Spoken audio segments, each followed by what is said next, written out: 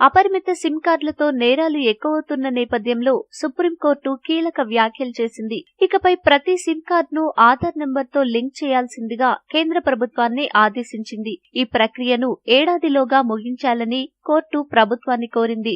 SIM card వినియోగించి ఎలాంటి నేరపూరిత చర్యలకు పాల్పడకుండా పాలసీని నిర్దేశించాలని మోడీ సర్కార్ను దేశ అత్యున్నత న్యాయస్థానం ఆదేశించింది. ఒకరి పేరుతో ఉన్న సిమ్ కార్డును మరొకరు నేర కార్యకలాపాలకు వాడుతుండడం, సిమ్ కార్డు ఇచ్చే ముందు ఎలాంటి ధృవీకరణ మెకానిజం ఉండటం లేదని లోక్ నీతి అనే సంస్థ ప్రజావాజ్య ప్రయోజనం పిల్ కోర్టులో దాఖలు చేసింది. వివరాలను ధృవీకరణ చేయకపోవడం వల్ల దేశ భద్రతకు ముప్పు వాటిల్లే అవకాశముందని పిల్లో లోక్ నీతి పేర్కొంది. దీనిని supreme court chief justice JS Kehar ఆధ్వర్యంలోని బెంచ్ విచారణకు స్వీకరించింది.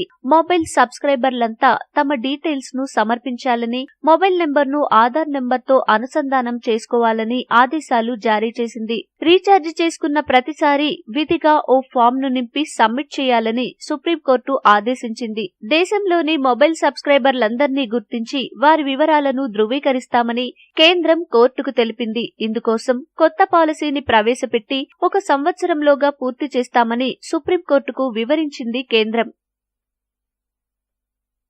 మీకు ఈ వీడియో నచ్చితే లైక్ చేయండి, మీ ఫ్రెండ్స్ తో షేర్ చేసుకోండి, కానీ సబ్స్క్రైబ్ చేయడం మాత్రం మర్చిపోకండి. Thanks for watching.